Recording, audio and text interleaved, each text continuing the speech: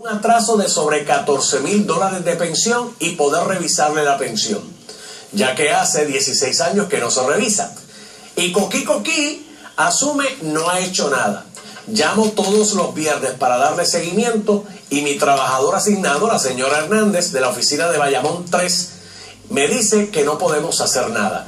Y me pregunta, ¿qué es lo que tú quieres? Cobrar el dinero de mis hijos. Le facilité la dirección de donde vive el individuo en la Florida. ¿Qué más le puedo yo hacer para que hagan su trabajo? Ese es el caso de Grace. Hay otra joven que también comparte con nosotros su queja, su preocupación. Ella se llama Johnny Rosa. Me dice, hola Normando, asume en Puerto Rico no hace nada a mi hijo que tiene ahora 17 años. Nunca hacía nada para cobrar el dinero que le debía a mi hijo, que es de $45,000. Y él se mudó a los Estados Unidos y nunca hicieron nada para que pagara. Él acá fue a la corte a pedir la custodia del niño y que le quitaran la pensión.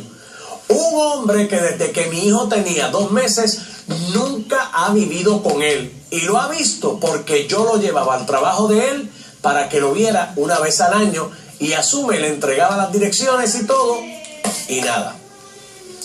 Ahí lo tiene.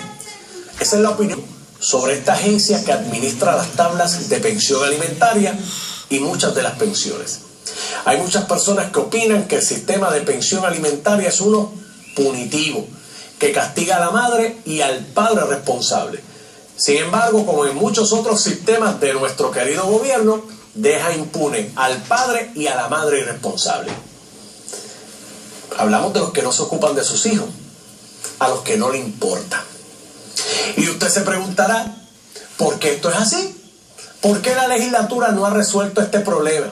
¿Por qué el presidente del Senado, Eduardo Batia Gautier, o el presidente de la Cámara, Jaime Perelló, o incluso el señor gobernador de Puerto Rico, Alejandro García Padilla, no se proponen resolver un tema que es de injusticia social?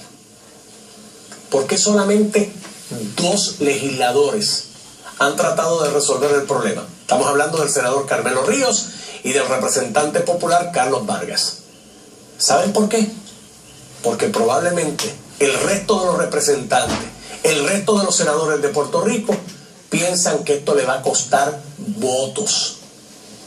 Aun cuando esos padres y esas madres que pagan pensión alimentaria tienen hermanas, tienen hermanos, tienen madres, tienen padres, tienen esposas, tienen esposos que sufren junto a ellos esta injusticia.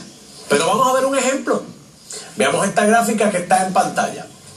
Omar es un mecánico que se divorció. Como sucede a menudo, Omar y su ex esposa no se pueden poner de acuerdo en cuanto al dinero de la pensión alimentaria. Así que sin más remedio, recurren al tribunal para establecer una pensión. Y esta es la situación. Veamos. Omar tiene 3 hijos. 2 de los hijos viven con él. Y el tercero tiene 9 años de edad. Recibe pensión.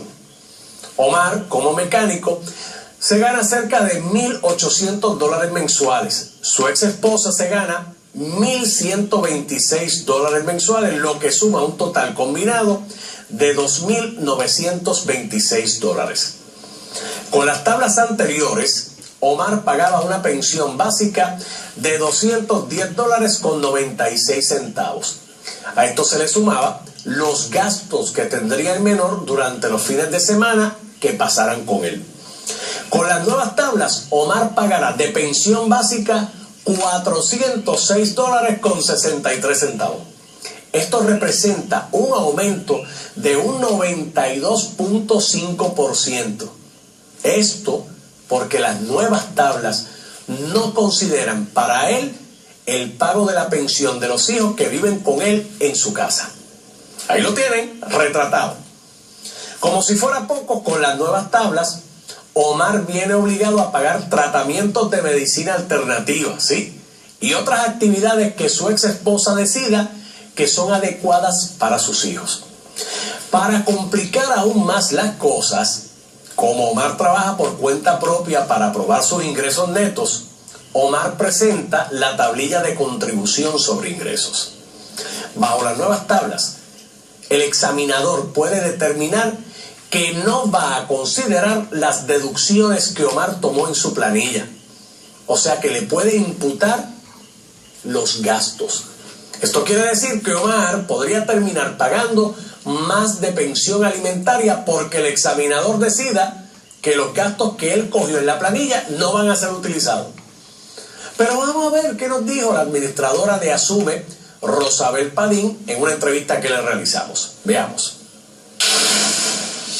Este documento tiene unos cambios con relación al reglamento que existía del 2006, cambios fundamentales, y todos estos cambios que se incorporaron en el reglamento van dirigidos a proteger, a garantizar ese mejor interés del menor, sin olvidarnos, como siempre he mencionado, de ese padre y esa madre que tienen la obligación no solo legal, sino la obligación moral de proveer el sustento a los menores. Entre los gastos que se toman en consideración son los gastos de salud no cubiertos por un seguro médico.